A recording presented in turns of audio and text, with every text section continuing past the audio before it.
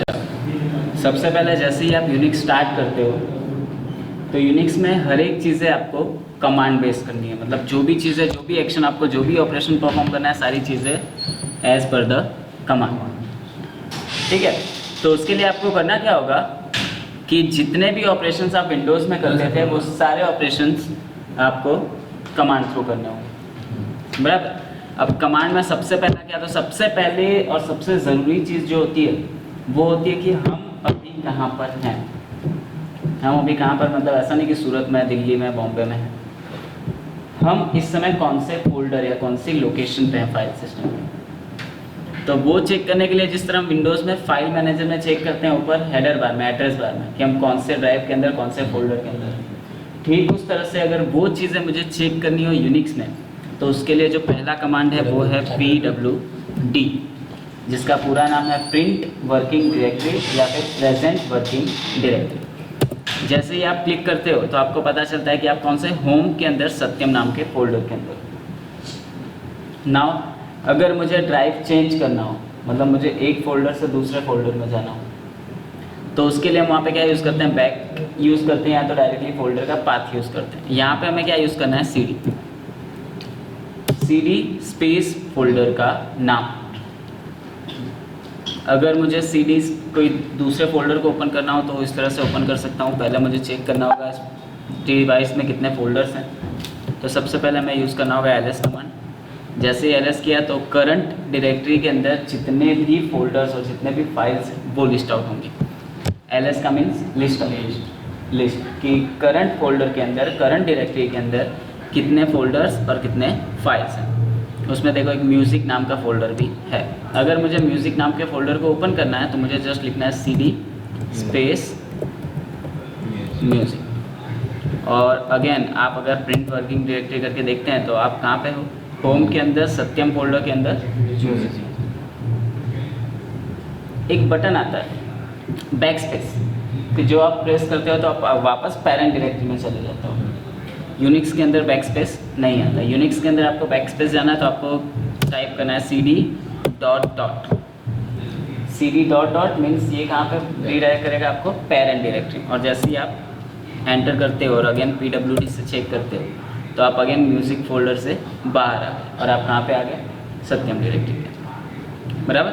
तो सबसे पहला command pwd which locates the present working directory. Second, ls command which lists out all the files and all the directories of the current position. Third one, cd command is used to open a directory. एक directory open करने के काम आता है।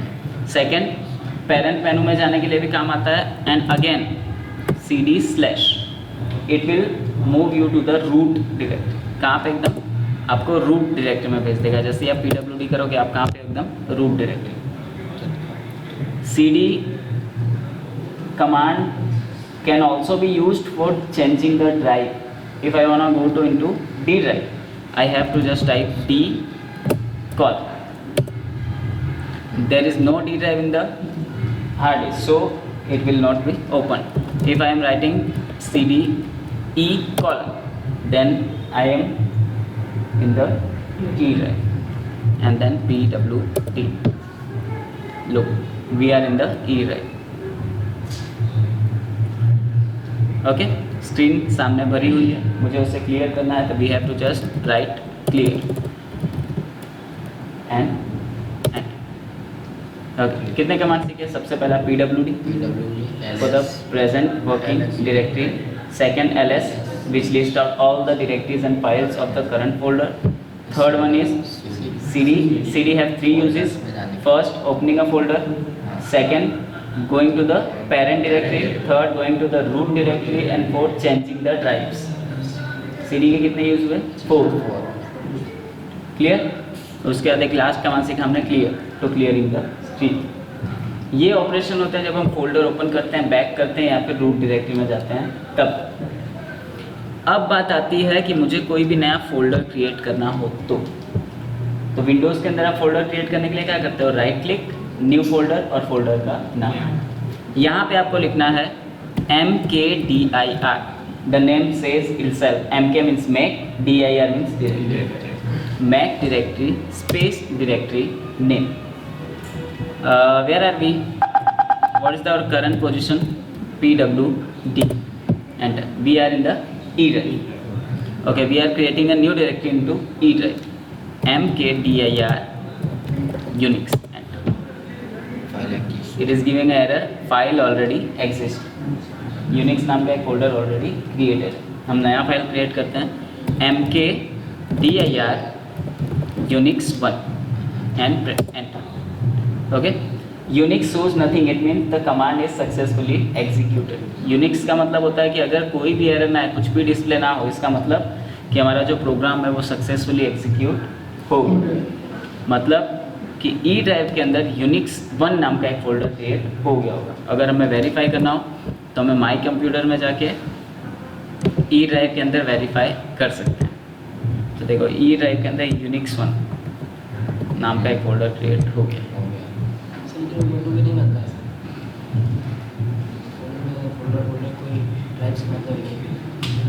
बनता है drive change, उसमें एक ही ड्राइव होता है, फोल्डर बनते हैं. Okay, mkdir Unix. अब सेकेंड ऑप्शन होता है कि मुझे उसे डिलीट करना. तो अभी तो मान लो कि ऐसा मान लेते हैं कि यहाँ पे मैंने जो फोल्डर है वो पहले से ही बना के रखा होगा, अभी कमांड से नहीं बना होगा, तो हम रिमूव करके चेक कर लेते हैं. तो फोल्डर बनाया हमने mkdir से, तो रिमूव के लिए क्या होगा? तो रिमूव के लिए है rm मीन्स रिमूव dir. कौन सा फोल्डर? Unix 1 एंड अगेन हमने जो माई कंप्यूटर में फोल्डर ओपन किया था वहाँ पे सर्च करो Unix 1. अब Unix 1 यहाँ से गायब हो गया. और अगेन यहाँ पे एक बार क्रिएट करो, एक बार फिर यहाँ पे Unix 1 नाम का फोल्डर. मीन्स ये सारे जो फोल्डर क्रिएट हो रहे हैं वो कहाँ से क्रिएट हो रहे हैं? कमांड से. कमांड से. और कोई भी फोल्डर डिलीट कर सकते हैं जो उससे नहीं बना. कोई भी डिलीट कर सकते हो, जैसे जेंडर स्पेस 1 इसके अंदर ऑडियो नाम की फाइल. ओके, लेकिन एक प्रॉब्लम है कि rmdir से आप एम्प्टी फोल्डर को ही डिलीट कर सकते हो. जो उसके अंदर जो डेटा है वो नहीं होगा. एम्प्टी फोल्डर को ही डिलीट कर सकते हो. मतलब अगर फोल्डर के अंदर कुछ ना हो तभी डिलीट होगा, नहीं तो आपको दूसरा कमांड यूज़ करना होगा. और वो दूसरा कमांड आप जब फाइल क्रिएशन सीखेंगे तब सीखेंगे, मतलब आगे आएगा. ओके, तो फोल्डर किस तरह से क्रिएट करना है वो पता चला. mkdir Mac directory. डिलीट किस तरह से करना है? तो rmdir मतलब रिमूव डायरेक्टरी. ओके, नाउ हमने फाइल ब्राउजिंग करना सीखी है कि कौन से फोल्डर में किस तरह से जाना है, किस तरह से रिटर्न आना है, फोल्डर किस तरह से क्रिएट करना है. अब फोल्डर तो हर जगह क्रिएट करते हैं, हम नहीं बैठेंगे. हमारा मेन काम होता है कि फोल्डर बना के उसके अंदर हमारी फाइल्स क्रिएट करें. वो फाइल्स क्रिएट करने के लिए क्या ऑप्शन है? तो फाइल क्रिएट करने के लिए एक ऑप्शन है जिसका नाम है cat command. Cat command mainly 3 चीज़ के लिए काम में आता है. सबसे पहला, for creating a file. Second, reading the data from file. And third, appending some data to file. मतलब सबसे पहले नया फाइल क्रिएट करना, क्रिएट करने के बाद उस फाइल के अंदर जो कंटेंट है उसे रीड करना, और रीड करने के बाद उस कंटेंट में मुझे कुछ ऐड करना हो फाइल के अंदर, तो वो ऐड करना. उसमें सबसे पहले मुझे फाइल क्रिएट करनी है. तो फाइल क्रिएट करने के लिए कमांड है cat space greater than and then file name. Suppose I want to create a file into Unix folder. तो first of all open the Unix 1 folder, Unix 1 enter. अब हम कहाँ पे हैं? ई ड्राइव के अंदर Unix 1 नाम के फोल्डर के अंदर. अब मैं उसके अंदर एक फ़ाइल क्रिएट करता हूँ, cat greater than file 1 and enter. जैसे मैंने यहाँ पे राइट किया, यहाँ पे देखो डॉलर सिंबल नहीं आ रहा. इट मीन्स ये हमसे कुछ इनपुट मांग रहा है फाइल के कंटेंट के लिए.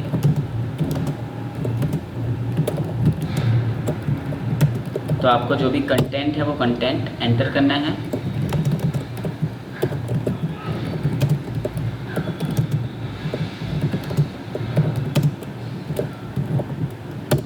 और जैसे ही आपका फाइल के अंदर डेटा एंटर करना हो जाता है, आपको प्रेस करना है कंट्रोल D. जैसे ही आप कंट्रोल D प्रेस करोगे, वहाँ पे वो फाइल के अंदर जितने भी कंटेंट थे सेव हो जाएंगे. और आप अगेन आपके डॉलर सिंबल के पास आ जाओगे, मीन्स आपके कमांड प्रॉम्प्ट पे आ जाओगे। ये पहला स्टेप था कि किस तरह से मुझे डेटा को राइट करना है किसी फाइल में। इस तरह से एक नई फाइल क्रिएट होगी और उसके अंदर जो भी कंटेंट आपने डाला था वो उस फाइल के अंदर सेव हो जाएगा।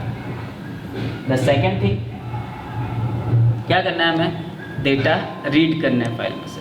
फाइल से डेटा रीड करने के लिए आपको कमांड फायर करना है cat space file name.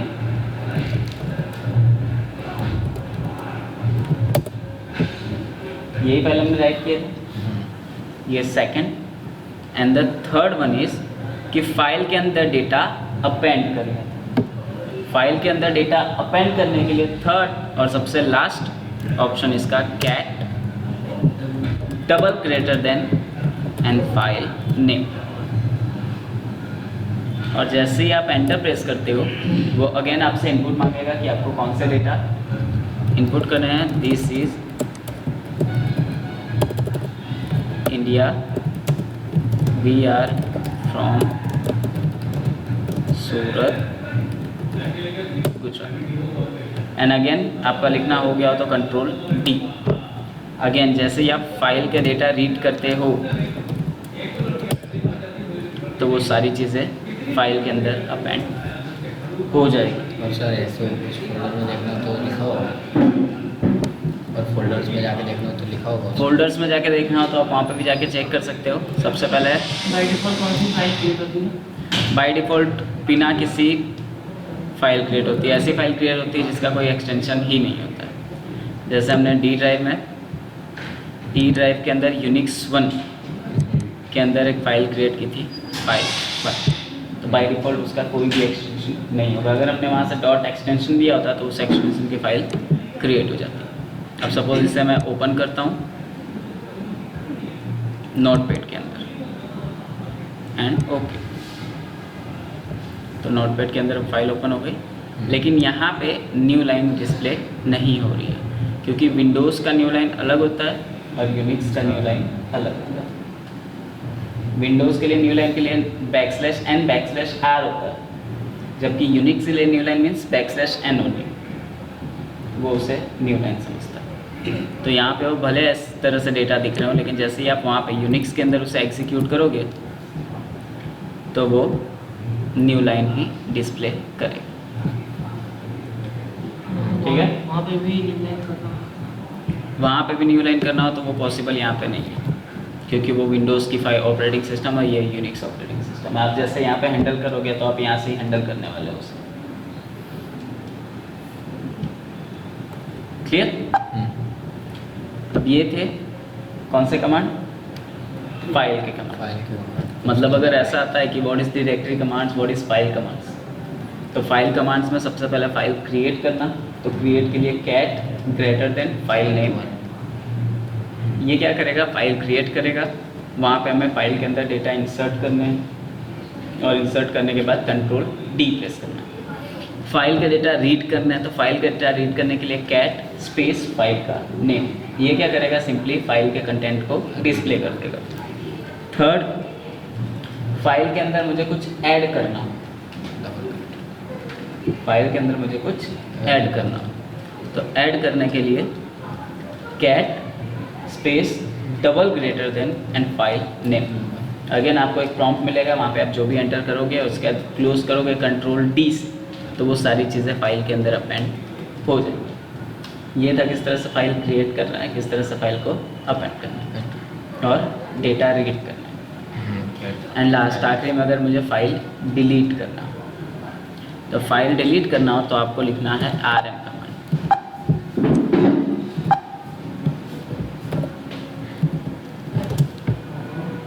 rm space file name, file 1। अभी देखो फोल्डर के अंदर फाइल 1 डिस्प्ले हो रहा है क्योंकि यहाँ पे फाइल है। अब जैसे मैं यहाँ से उसे रिमूव करूँगा, यहाँ से फाइल गया। और दूसरी चीज़ मैंने बताई थी आपको कि अगर किसी फोल्डर और उसके अंदर की सारी फाइल्स को डिलीट करना हो तो rmdir फंक्शन काम नहीं आने वाला है। तो वहाँ पे क्या यूज़ करना है, यही कमांड यूज़ करना है rm। लेकिन इसका एक कमांड है ऑप्शन है rm minus r। Minus r क्या करता है कि आपके फोल्डर के अंदर के जितने फाइल्स हो सबको रिकर्सिवली डिलीट करता है। मान लो कि मुझे वो व्हाट्सअप जो डायरेक्टरी थी उसके सारे कंटेंट डिलीट करने हैं, तो सबसे पहले अभी हम कहाँ पे हैं, pwd यूनिक्स 1 के अंदर। सबसे पहले मैं बाहर जाना तो cd डॉट डॉट मतलब मैं पेरेंट डायरेक्टरी में चला जाऊँगा, pwd अभी कहाँ पे मैं ई ड्राइव में। अगेन अब फोल्डर के अंदर देख लो, व्हाट्सअप के अंदर तो बहुत सारे डेटा होंगे। जेंडर के अंदर, जेंडर 1 के अंदर ऑडियो के अंदर 2 सॉन्ग्स, बराबर। फोल्डर का नाम है जेंडर स्पेस ब्रैकेट के अंदर 1। अब इस फोल्डर को मुझे डिलीट करना है, तो डिलीट करना है तो सबसे पहले आपको लिखना है rm command space gender 1 space देना पड़ेगा इसमें, स्पेस जेंडर। अब इसके अंदर एक और कमांड है कि आपको यहाँ पे यूज़ करना होगा -r।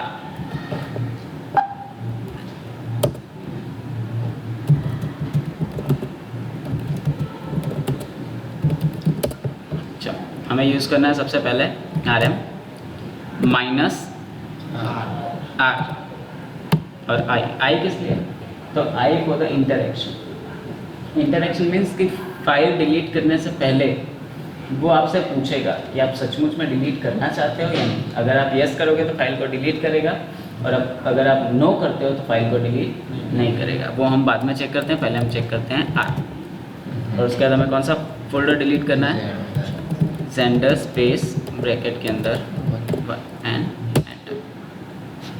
चलो अब इसमें क्या हुआ, हमने स्पेस दे दी, हमने स्पेस दे दिया तो वो अलग फाइल कंसीडर कर रहा है उसे।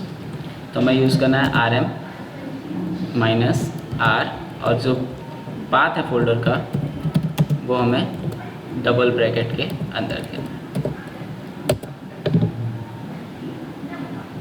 क्योंकि जब भी आप फाइल का नेम देते हैं लेकिन फाइल के नेम के बीच में स्पेस हो तो वो उसको अलग आर्ग्यूमेंट समझता है। तो आपको क्या करना है उसके लिए, वो आर्ग्यूमेंट को आपको डबल ब्रैकेट के अंदर।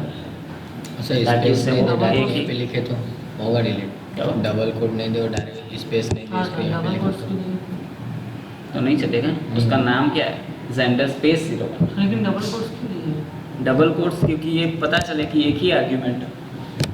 ऐसा अगर स्पेस आ जाता तो दूसरा आर्ग्यूमेंट समझता। ये फाइल तो रिसाइकल बिन में गई होगी ना।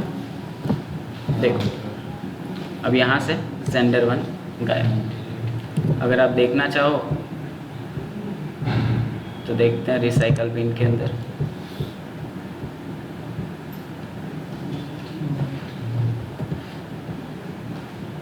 तो रिसाइकल बिन के अंदर कौन सा फोल्डर था,